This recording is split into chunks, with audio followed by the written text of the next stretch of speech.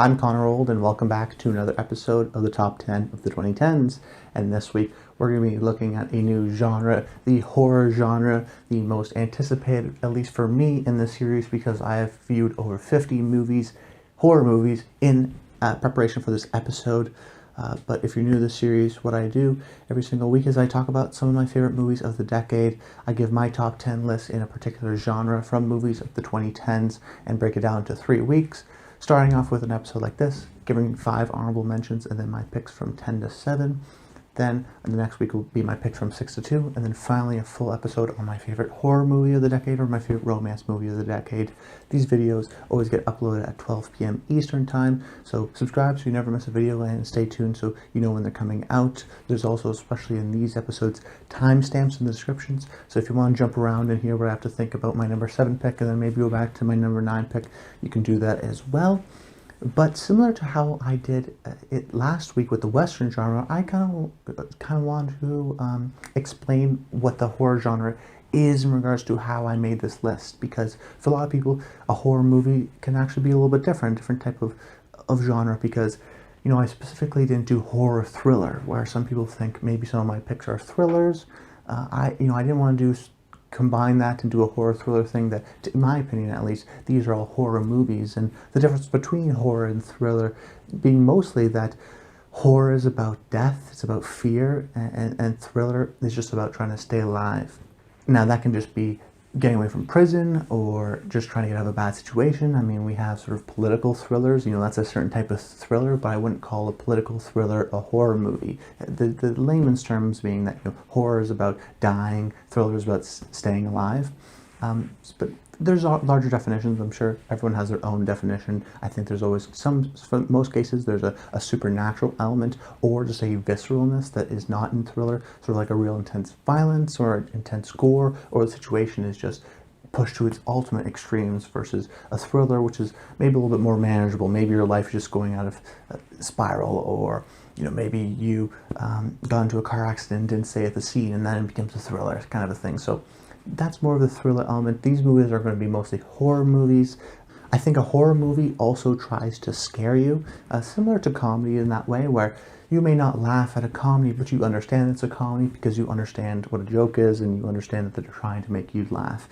Similar in ways for a horror movie, where I may not be scared at every horror movie I see, but I understand that this was either meant to be scary or creepy, and that also in a way makes it a horror movie. So I guess in general, you got the scare element, sometimes supernatural / intense visceralness or violence, and then I think that there has to be an idea about death and fear, and the protagonists have to be fearing their lives in an extreme way, and that's what I would really consider a horror movie. But like I said at the top of the show, that I give my 5 honorable mentions, and then I give my picks from 10 to 7. So it's going to be a long video already, so let's just jump into my picks in terms of honorable mentions. The first one being Halloween. So Halloween, released in 2018 from director David Gordon Green, who I'm a big fan of. He sort of said, yeah, screw the sequels, we're just going to create a sequel, the very first sequel in this universe, at least, to the very original Halloween, that H2O and none of the other Halloween sequels existed, that this is sort of the only unique Halloween sequel. And it's an interesting way to do it, and I really appreciated that, and I really liked the movie from just a sort of an entertaining slasher, scary perspective.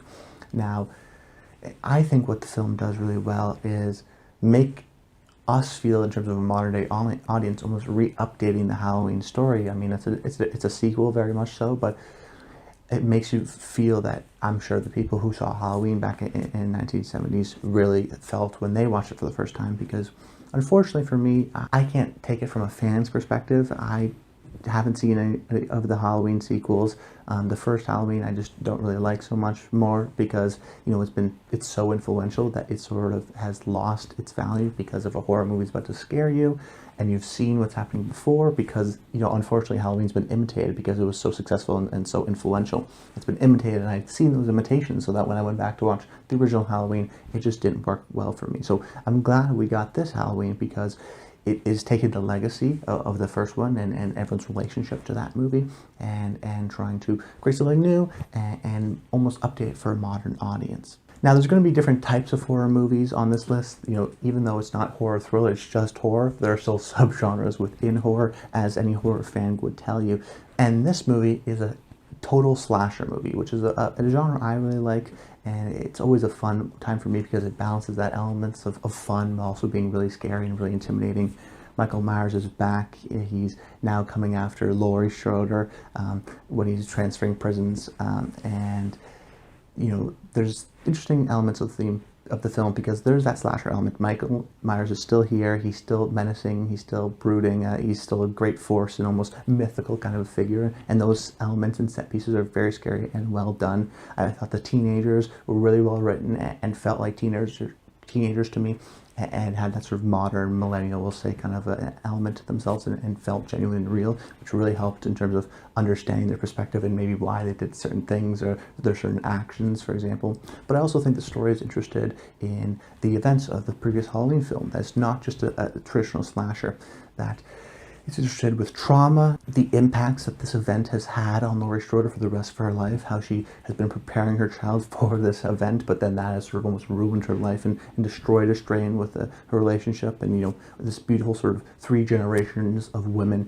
coming together, and commenting on that and how her daughter is like almost complete opposite, but then Laurie's granddaughter sort of wants to get back and build that relationship, even though she doesn't really understand what her mom went through and sort of the almost fringe conspiracy life that Laurie has led, and then that's where she's come to. So in a way, yes, she's prepared for this moment, so she's good for the film in that sense, but also before all of that happens, we see the real impacts it's had on her daughter and her granddaughter, because she's able to, this traumatic event has just lingered throughout her event. So there's an interesting exploration of trauma there. There's got the slasher elements, it updates it. There's some really tense set pieces. They add to the fact that Michael's this almost mythical figure who's there, then he's not there, which makes him even more of a scarier figure, more like, say, a Jason or a Freddy. And those are the sort of almost supernatural, almost you can't beat them kind of a slasher movies that I enjoy.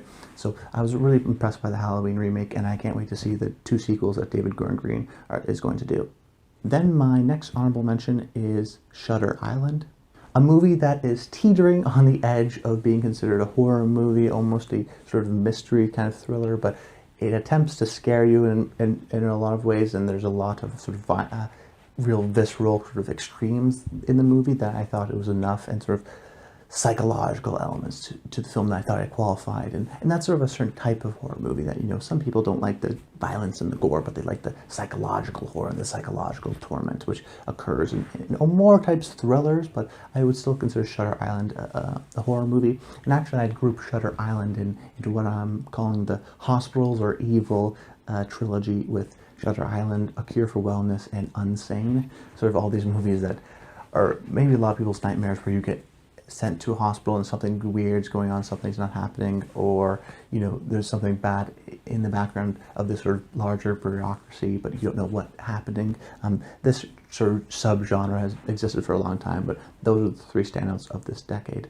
But the only reason why it's not, frankly, on the list is because it's not a super true horror movie, so I didn't feel super comfortable putting it on the list, but I knew I had to put it in honorable mentions here. And frankly, it would have made the list most likely because it's a brilliant film from one of the greatest directors of all time, Martin Scorsese. He crafts the story where these 2 duly appointed federal marshals, played by Leonardo DiCaprio and Mark Ruffalo, go onto an island for the mentally insane. It's sort of like this whole asylum / mental hospital, and they're investigating a patient who has disappeared, and now they have to figure out what happened to him, where he is, and that sort of mystery unfolds, and we get a little bit more peek behind sort of the horror, maybe, or the unlawful acts that's going on within the hospital. And it's a brilliant movie at creating atmosphere and keeping it creepy.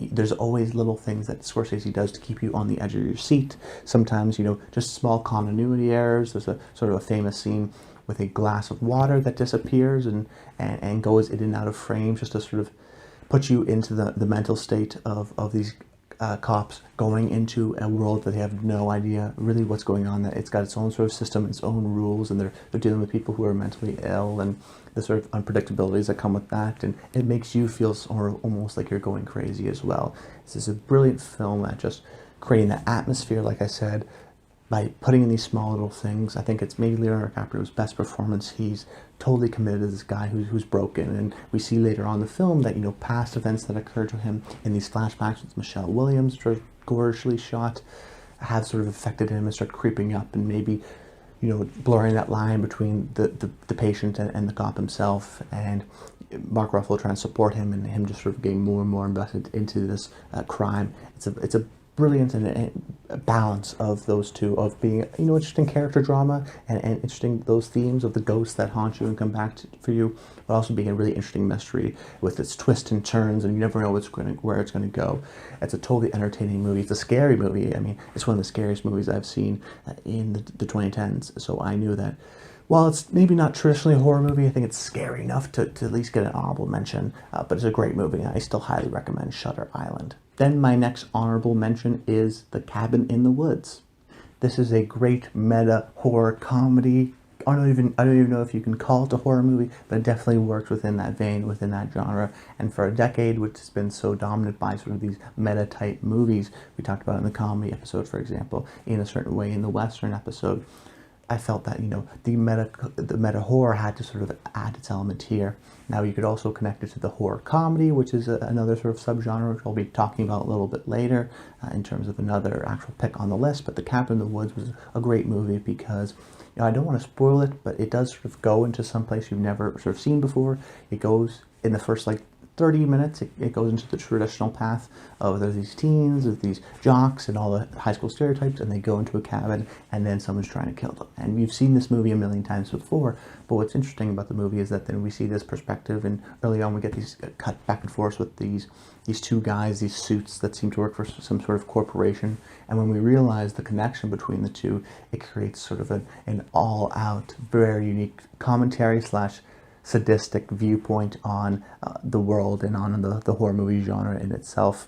You know, I think a lot of meta commentary movies, whether it be something like Deadpool, oftentimes they're looking back and they're commenting on it, they're making fun of the thing, but then ultimately they still do the thing. Deadpool still follows the superhero structure. What I like about Cabin in the Woods is that it does that. It does the traditional Cabin in the Woods with the jocks and the teens for the first 30 minutes. But then when it becomes something different, it actually becomes totally different. It becomes unique. It becomes inventive, innovative, and is able to, in one part, comment on it, but also create that interesting story where you don't know what's going to happen. That it never follows the traditional structure where you know what's going to happen at the end, because it's such a different, unique take on that story, while still being meta and commenting on it, but still having that overall plot structure be different and unique enough to keep you engaged and to keep you moving along. It's just a totally great idea, and the horror genre, I think, is full of great ideas. In a time where the only original stories that make money at the box office are horror movies,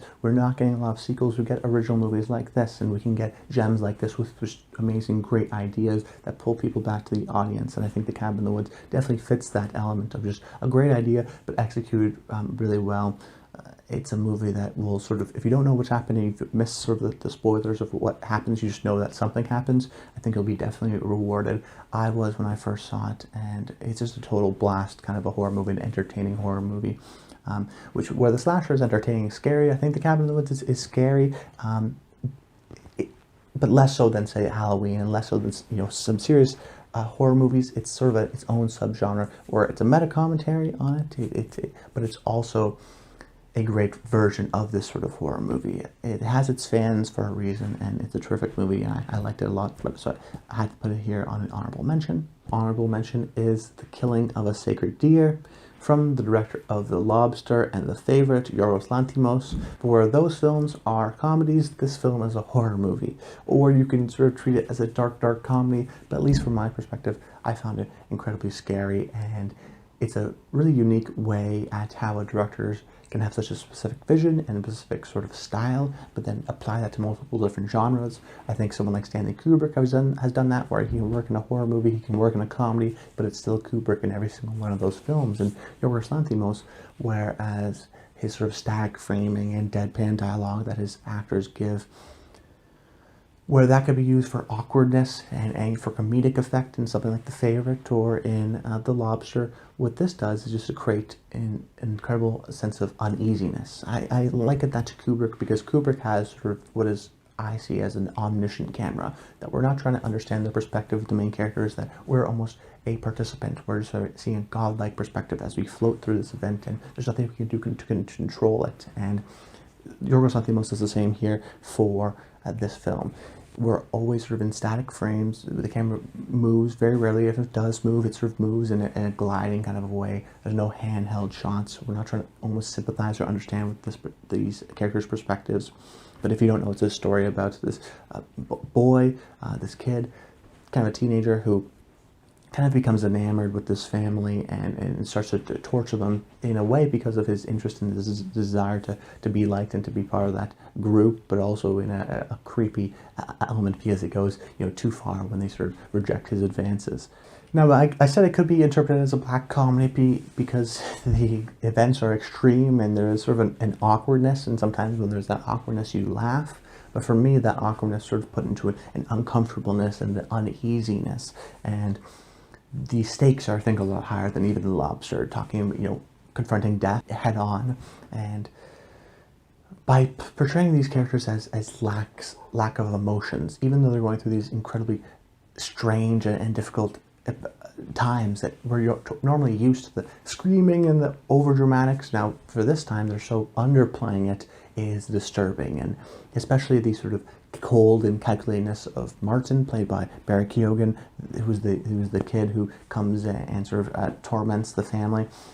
He's just sort of a representation of pure evil, and he doesn't even feel human because of his lack and devoid of emotion, and how he's very sort of blunt in his requests and his desires. And even though he really wants to be part of this family, there's almost a distance to it. And I think that element is created because of the omniscient camera that Yorgos Lanthimos does, that there's a sort of distance and a separation, that we're never able to emotionally connect with these characters, and therefore we're horrified by them, and then also just horrified by the situation because of how the story progresses and the decisions they have to make. There's some moral elements to it, but it's not a morality play than something like Sicario is, which we talked about a couple weeks ago, where that movie is trying to put us in the perspective of Emily Blunt's character, Kate. But this film is just letting us watch sort of a train crash or a car crash, and we just have to sort of slowly watch it happen. It's excruciating. It wants you to sort of curl up your fists and squeeze them so hard you just want to get out, crawl out of your own skin because of this scenario.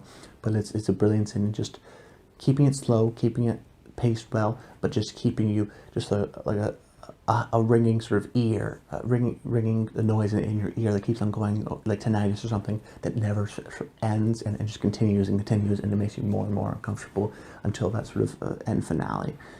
It's a great movie, and I knew I had to put it here on honorable mention.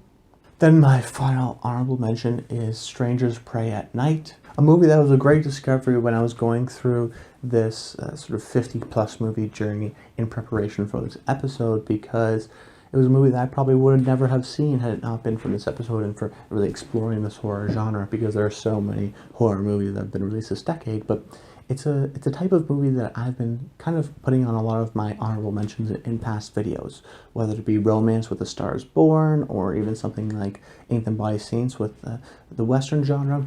There's always a movie that I try to put on that I like parts of, but doesn't make the list because the other parts are so frustrating. That it's sort of a duality, where A Star is Born has some of my favorite romantic scenes of the decade, yet it didn't make the list because some of the other parts were so frustrating and hard to get to. So in a movie like this, I had that same sort of understanding and relationship with it. I think there's a moment from, I say halfway through, it's a short movie, but the last 40 minutes of the movie is just brilliant horror. I think it's just an amazing set piece, an amazing payoff to what they've been setting up.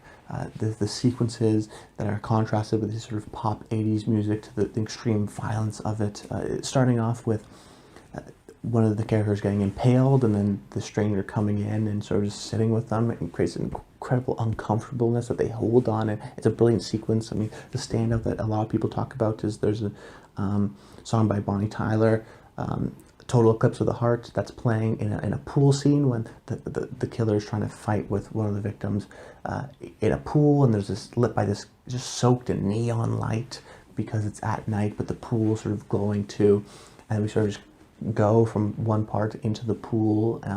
It's intense, it's great, it's just a beautiful piece. And then I think even more so, that was the one that everyone talks about, but even more so, what happens after that with a sort of final girl element, and how you think one thing's going to happen, but it's never like that. There's always one more. There's always, oh, come on, kind of a situation like she can't catch a break, with some beautiful imagery. I mean, some totally scary elements of just creeping slowly and closer and closer, and just that dread that is so prevalent within this last half. And in this last sequence, running in sort of a beautiful steady cam shot. I mean, there's just images that have been burned into my mind of emotional resonance because of these characters, just fascination in terms of how these set pieces are done, and the despair and bleakness in which they are shot, but also the beauty, and also that element of, never letting go, never letting you have a chance to breathe. Now, the first half, though, I do have problems in terms of just lack of character motivation, and just poorly written sort of stereotypical mom character or dad character. And I think there was not a lot of, we don't need a lot of setup for this kind of movie. I almost just wish we sort of jumped in and, this is what's happening, and to go. But it's still a great movie, and it's still worth it to make the list because of these elements that that occurred and that are in the movie and that I really enjoyed. So my number 10 pick going into the list now is Green Room.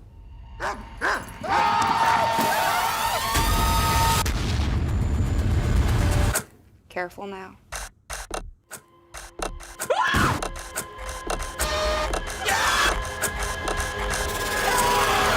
This will be over soon, gentlemen. This will be the slasher movie representation on this list, and a great one at that, where this movie doesn't have a big baddie, rather sort of a larger group of baddies. It is still as effective as some of the classic slasher movies because of its violence, because of its visceralness, and because of its kind of a genre that has been underrepresented in the 2010s because of how represented it was in the 2000s, which is just the gore kind of a genre. I think in the 2000s, every horror's been around since the beginning, and it goes in different ways in different genres. And the 2000s was found footage was very popular, but I also think gore was very popular with a movie like Saw, or even some of the stuff that Eli Roth did, even something like The Descent. I mean, there was a popularity in just showing the absolute extreme that. Some people believe in horror being the imagination is the worst thing. Whatever you imagine is going to be scarier than whatever I can show you. But then there's some people like a Sam Raimi or say an Eli Roth that, no, what I show you is going to be so brutal you can't even say imagine it. And I'm going to show you the goriness, and I'm going to show you someone's arm breaking. And that element was so oversaturated in the 2000s that I think in the 2010s it's sort of been forgotten. That being said, it's still an effective a tool when used right. Now, a lot of people don't like it, but I think a lot of people don't like it because it's gross. It's because it's disgusting, because it's hard to look at, yet I think that adds the horrific element and the emotion that the film is trying to get out of you. I mean, a lot of these horror movies are trying to get a sort of visceral, disgusted, sort of traumatic, not traumatic, but impactful experience on you, that a horror movie will sit for you for days, where some other movies you watch and then you forget you saw them the next day. And I appreciate that element about the horror genre. But Green Room is a movie about this traveling punk band who are going from gig to gig and go to sort of a rural bar that is the local hangout for some neo-Nazis and these white power groups. And then once they witness something that they're not supposed to witness, the neo-Nazis have to kill them. And they're trapped in this green room, which is just the room that the musicians hang out, or the performers hang out before they go on stage and entertain the people. And it's a story about of survival, of just trying to get past it, of getting through the situation. It's a story about, I think, you can read it in terms of this is a punk band, the energy that they're always showing off and putting into their music is of anger and is of rage, and then seeing the product of sort of the people who listen to your music, the people that actually listen to this. I mean, that's uncharacterization of the punk genre, but I think there's an interesting commentary of being an artist and what you're putting out, and then seeing your fans and seeing the response and seeing how people can take that and put that into hate and to put that into anger.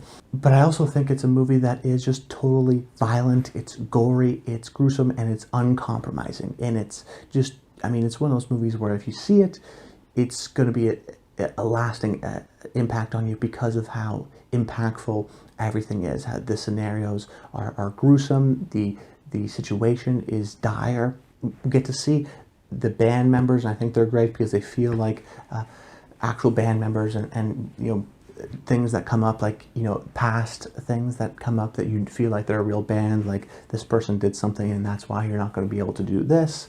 But I think there's a great sort of part in the movie, which isn't really a spoiler, but I think at this sort of midpoint where they have to realize that they have to get out of the screen room and they have to sort of face it, and just that build up to it is just terrific.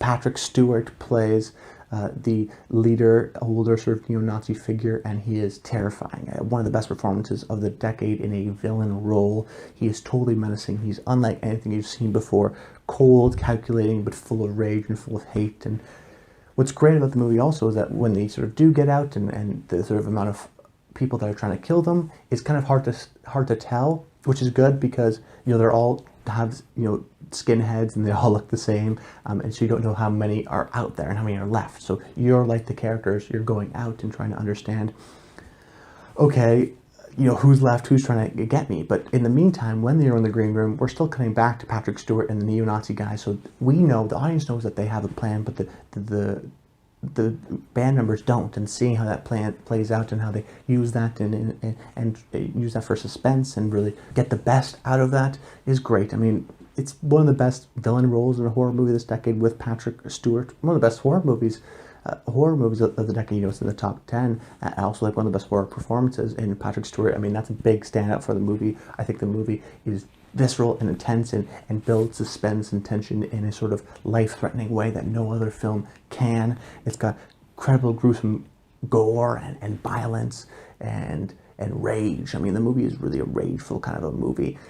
It's intense, but it's if you want that sort of movie to give you an adrenaline shot to the heart, this one will do it, and it will never let go. And I totally appreciate that element of Green Room. And I think that there's a theme of just being in a place you don't know where to go. That some horror movies, you know, a horror movie like The Babadook is a movie that is not on this list. I'm going to spoil it. You know, it didn't make the list because, you know, it's a scary movie, but also there's themes to the movie. Now, sometimes the theme of the movie may not connect to you. The theme of parental anxiety in, say, The Babadook doesn't really connect to me, and the theme of grief I sort of get in other horror movies, which we'll be talking about in upcoming episodes. But Green Room, you know, is a movie that I relate to because of its themes of being lost and being in a place that you don't know, and unfamiliarity that I've connected to.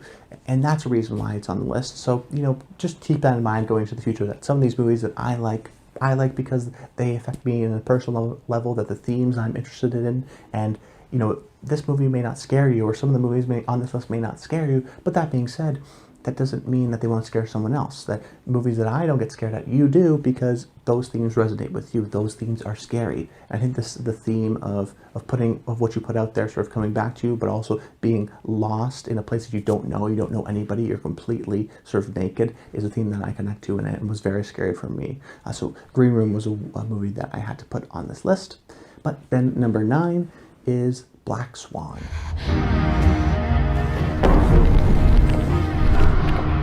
How do you know where I live? I have my ways.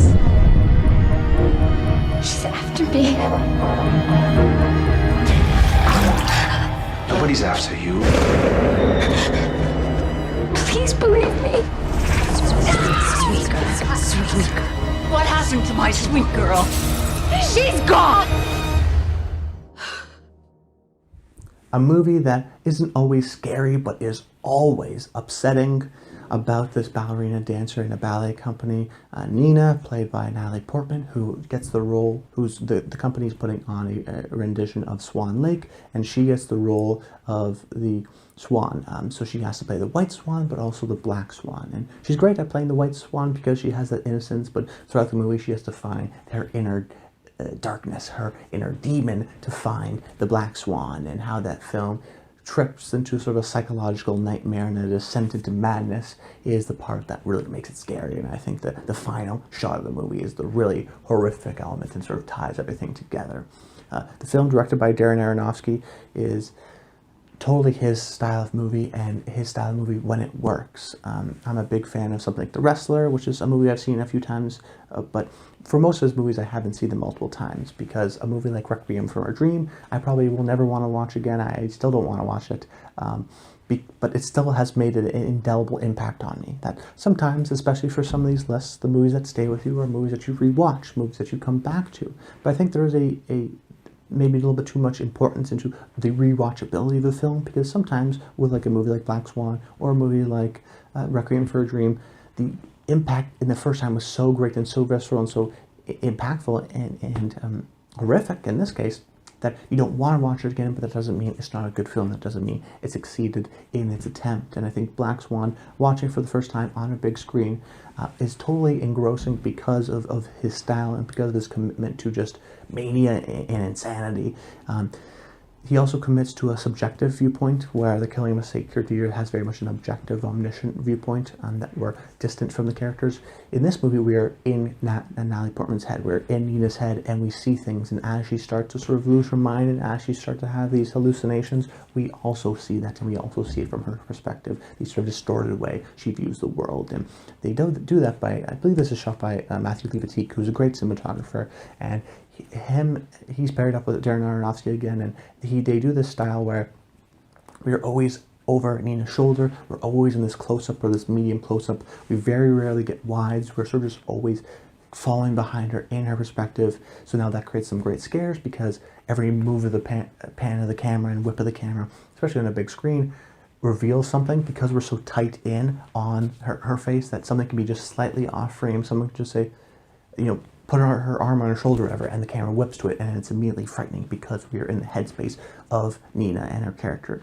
Natalie Portman won an Oscar for this movie, and I believe rightfully so. She's brilliant as someone who is, well, one sweet in innocence, and then has to go into this sort of madness and the trauma that she is experiencing from her sort of mommy issues, and her wanting to rebel and trying to get into this sort of state of mind, but then the cost of perfection, the struggle of it, what it actually takes from you, what are your dreams cost, interesting things that I think relate to me as well in terms of my interests.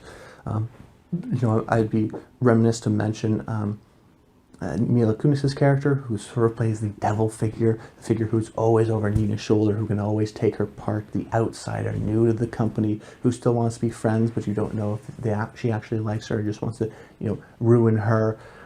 It's all from, so it's hard to tell though, because it's all from Nina's perspective, and sometimes we think that she's a good person, but then sometimes she betrays her, we see her something different. It's sort of a trickery, almost devil-esque performance, and Darren Aronofsky's made some very religious movies, and I think there's some certain elements of that as well. The sort of propulsing orchestral score makes the movie move along. It's just, like I said at the top of the show, of the discussion about Black Swan, it's always upsetting. Because of this close sort of camera angle, we're always on edge. Small things put you off. The brilliant ways of how we really see it, everything from her perspective, and the hallucinations that we see from her. It's ever relenting. That final moment and that final shot is cathartic for a little bit, and then the creep the horror starts to creep in, and the realization of the moment that she actually did, it starts to realize, and logically it's even scarier. So it's a movie that I just knew I had to talk about, and a movie that totally greatly influenced me, impacted me in terms of what I think of as what's scary, and a brilliant movie. So even though I don't rewatch it all the time, I knew I had to put it here on this list. Then my number 8 pick is Ready or Not. Your fucking family! You're just another sacrifice. Do you think this is a fucking game? Yes, hide and seek. Remember? He wanted to get married. No, I'm sorry. I'm sorry. Now, unlike Black Swan, this is a movie that you do want to rewatch over and over again. Came out just last year, but I had a total blast with it when I first saw it in the theater, and I've rewatched it a couple times since. I wanted it to represent the sort of fun horror movie, the entertaining, the roller coaster thrill ride kind of a horror movie on this list. And I think For a lot of people, horror is just not a genre they don't know a lot about. I was like that at a certain point where I was just like, I don't really want to be scared. I don't get the appeal for it. But I think as someone who was that and is now sort of a horror fan, I think you're really missing out on something. And I think that this is an element, that sort of horror movie that people miss out on. Similar to something like The Cabin in the Woods or even Evil Dead 2. They sort of get lumped into these horror movies, even though they're incredibly inventive, incredibly creative, and just fun times. That they can be scary at some points, but they're not super scary. They're going to give you nightmares, and they're also very funny and very entertaining. And Ready or Not is sort of a horror comedy, and a successful horror comedy, because it's very funny at times, but it's also very scary. That, say for a romantic comedy, you want it to be romantic and you want it to be funny. That, the ones that don't do that sort of fail on both fronts. Similar with horror comedy. It's less popular than, say, the rom-com, but it's still really effective when done right because of the extremes, because you can be laughing at one point and then be totally scared at the other. But the genius premise is a young woman who's getting married to a wealthy guy, and his wealth comes from his family business of being in the toy company industry and sort of the board game industry. And to get initiated into the family, the new bride has to play a board game. Unfortunately for her, she plays hide and seek, and the twist is that they take this literally and they take it seriously, so they're going to have to kill you now. You have to hide, and they're going to come and they're going to find you and they're going to kill you. So it's about her, a story of survival, just of getting out of this place. I think Samara Weaving is the main character, and she is the bride, and she's great. She's incredibly charismatic. She's charming. She makes the character very likable, so we're always on her side as a sort of poor girl who's now getting into the wealthier family and maybe having those prospects. But she's also very funny and goofy and really likes to her soon-to-be husband, or now I guess husband. And the movie is also great because of using her to almost create, we talk about this idea of pop iconography, this idea of creating an indelible cinematic image, and they created one here with the image of her with a ripped bride, ripped wedding dress with Converse on and a shotgun in her hand. It's an image they use for the marketing and everything, and rightfully so, because once you see that, you go, okay, wow, this is a character, a main character. And it helps, of course, by the charisma of Samara Weaving and her ability to really show this, but also the filmmaker's intention. And I think this movie and all the actors within this movie understand what kind of a movie it is, and that's a great sign of a great direction and great directors, because they know what kind of a movie they're trying to tell and what kind of tone they want to hit, which really helps, especially for horror movies, especially for a movie that has this balance of horror and comedy. There's some, like I said, some moments of scariness and survival, of just trying to dodge the elements or sneaking around corners. But the movie definitely is a funny movie. It's got great dialogue, funny sequences. The whole cast, Andy McDowell, they're all so funny, and they all sort of go above and beyond, and they'll go with sort of these over-the-top acting sequences in a really comedic way. The ending is really well done as well, in terms of what actually happens. These sort of rich asshole stereotype is in full effect here, and their ability to understand tradition and want to respect that, but then immediately almost throwing that out the window. I think it's just a total package, because it's funny, because it's scary, because it's entertaining, because there's these great little set pieces that move the story along. That I also think is a great, well-written character, where in horror movies, sometimes the fun is to say, oh no, don't go into that door, because the characters are stupid. But oftentimes for me, I hate when characters are stupid. That's actually frustrating for me, because I get more scared when I would do something that they would do. I would make the sensible decision, or if they make a smarter decision and still get screwed over, that would make me feel a lot better, and make me feel a little more scared, because they're making the right decisions and still getting screwed over, versus a stupid character. So well-written character, brilliantly sort of brought to life by Samara Weaving, entertaining, funny, great performances all around, and just a total blast of a movie. So check out Ready or Not if you haven't. It came out last year. I highly recommend. Then my number 7 pick, and the final movie we're going to be talking about in this long episode, is Don't Breathe. Now you're gonna see what I see.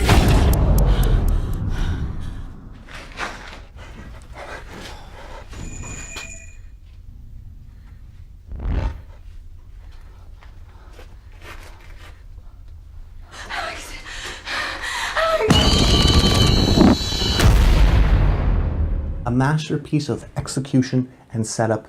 about a group of teen robbers who are robbing a house of a blind man when soon realize that they are in over their head. From director Fede Alvarez, who also did the great Evil Dead remake in 2013, which didn't make the list, but I feel like this is a representation of his skills, because there's a couple other directors, great horror directors, who maybe second other movies would have made this list, but I feel like I always try to just do one from the director or one from the series, whether it be Mission Impossible or whatnot. So I decided to go with Don't Breathe here because of its real brilliance in just creating excellent, tense horror sequences. This is not a movie like Ready or Not, where it's just going to have great dialogue. There's some interesting themes and elements of the movie, but really the movie succeeds at just brilliance in creating these horrific scenarios and moving from one to another and creating these master classes in suspense. I mean, it's up there, in my opinion, with some of the sequences in Alien or Jaws or Jurassic Park, and its ability just to totally scare you and to frighten you and to make you just so tense and not really on the edge of your seat. Fede uses the best scenario in this kind of a movie, where it's a unique just premise, because of course you can be in the man's house while he's still there. You're not waiting for him to leave, because he's never going to leave because he's blind. He's a guy who, he can't see you, but he has incredible hearing, and so you can't talk, you can't breathe, you can barely move, but he can still see you. So there's a great dramatic sort of tension that is built out of that, and there's also other sequences of dramatic tension, and that give it, the idea of giving the audience something that they know but the characters don't know, that create for a great tension. There's one scene in particular which I think highlights this well, where they get into the house and then the camera goes up through the floorboards, through a hallway, and down into the man's room, across his cabinet, like armoire, and then underneath his bed, and then on the other side, and then when we see the other side, we see one of the robbers come in. And in this, we see his backstory in a subtle way, where we see the pictures, we see a video playing of his daughter, then we see underneath the bed, we see there's a gun underneath the bed, so that idea of telling the audience that there's something there, so it's not unworthy later on, that there still is this threat. And then immediately, almost when the guy walks in, the blind man comes up, and he's looking right at him. Now, of course, he can't see, he doesn't realize that there's someone in the house, because the robber has stopped moving now. But there's incredible tension, because he knows you're there. He's looking right at you, but with these blind eyes. It's a frightening image. And then as the sort of reveal happens, there's a couple of reveals in the movie, but once they sort of understand what this guy is and what this guy's been doing and the kind of guy he is, it brings an element of grounding the evil. That this is an evil kind of a movie, in the sense that we're trying to understand where evil has pushed people. The robbers aren't great people, that they have this sort of intention of, we're doing it because we're going to, help our families. We're going to move out, and we have, bad scenarios, and we just want to get out of this town, this sort of rundown town. And then, you understand the robber's perspective, the blind man's perspective, because he's blind and he's getting robbed by these kids. But really, when there's a change in understanding and sympathy, and then once that happens, and once we see the sort of realization of almost the groundness, the realization of evil, of what evil can be, what evil can become, is an interesting element of this film that is very unique. So it has this sort of that central question